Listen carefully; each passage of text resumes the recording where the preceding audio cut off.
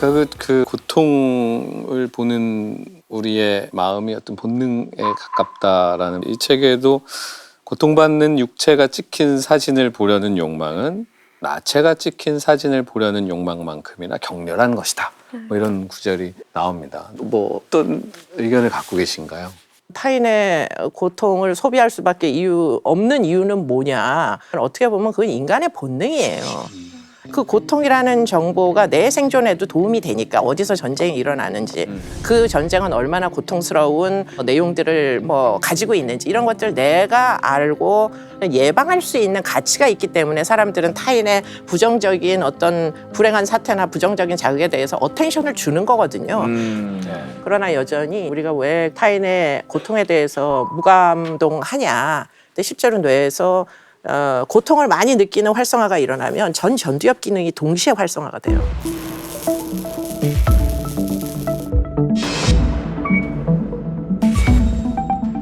전 전두엽 기능은 고통을 억제하는 기능이에요. 그래서 소화를 시켜야 내가 생존할 수 있으니까. 그런데 그 전 전두엽 기능 안에 도덕성이라는 게 있는 거예요. 네, 그러니까 도덕성이라는 것의 가장 저변에는 바로 타인에 대한 공감 능력이라는 게 전제돼 있어야 돼요. 사실은 오늘날의 많은 사람들은 감수성이 붕괴됐죠. 잔혹한 사진들이 인터넷에 넘쳐나기 때문에 그러니까 워낙에 그런 자극에 많이 노출이 되다 보니까 이제는 아무 감흥 없이 이제 대하게 되는 거죠.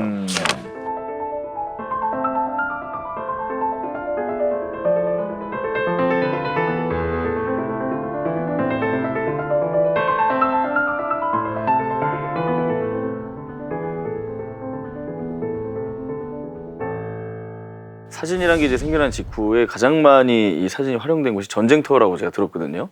카메라가 발명되고 많은 것들이 바뀌었지만 특히 이제 전쟁을 바라보는 사람들의 태도가 사진 덕분에 좀 많이 바뀌었다라는 얘기가 있던데요. 저는 그게 이제 어떤 보도 사진의 긍정적인 면이라고 생각을 하는데요. 물론 처음에는 서 선생님 강의하셨던 것처럼 연출 사진이었어요, 다. 근데 나중에 나온 사진들 보면은 우리가 아무리 끔찍한 사진 많이 보면 무관심해진다.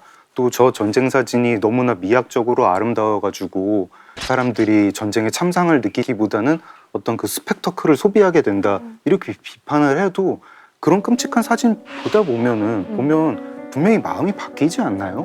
저는 지금도 뭐 베트남전 사진 같은 거 그 네이팜탄 소녀 이 퓰리처상 탄 굉장히 유명한 사진이 있죠. 빨개벗고 이거. 네, 예, 킴푹이라는 소녀인데 저 옷이 타가지고 몸도 화상을 입고 막 정말 절규를 하면서 뛰쳐오고 있습니다.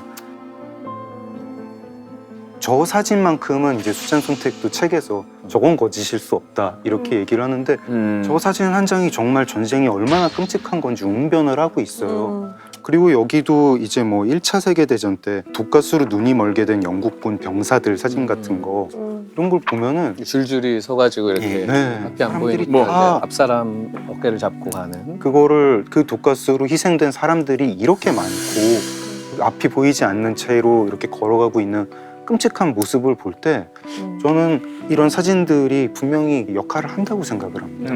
반전 의식을 만드는데 역할을 하겠죠. 네. 그러나 그 이제 충격적인 이미지라는 게 대체 뭐냐 하는 게 좀 차이가 있다는 리포트들이 많이 있고요. 보통 보면 충격적인 사진이라고 다 동일하지 않다는 거예요. 전쟁이라고 소비되는 이미지가 다 동일하지 않듯이. 그렇기 때문에 지금 저 사진이나 제가 한번 미리 준비해달라는 사진이 있었는데 네네. 이게 크루디라는 어떤 어린애의 이제 시리아 난민 사진.